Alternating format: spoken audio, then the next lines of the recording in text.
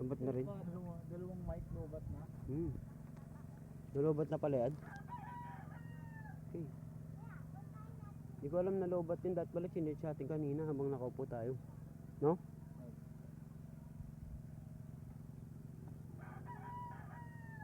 Buti naka-live ka. Okay din naman yung pag naka-live. Tanggalin mo na lang. Tanggalin mo na lang. Ah, may galing oh. May patubig dun oh. Di na nila kailangan ng ano, ng tubig.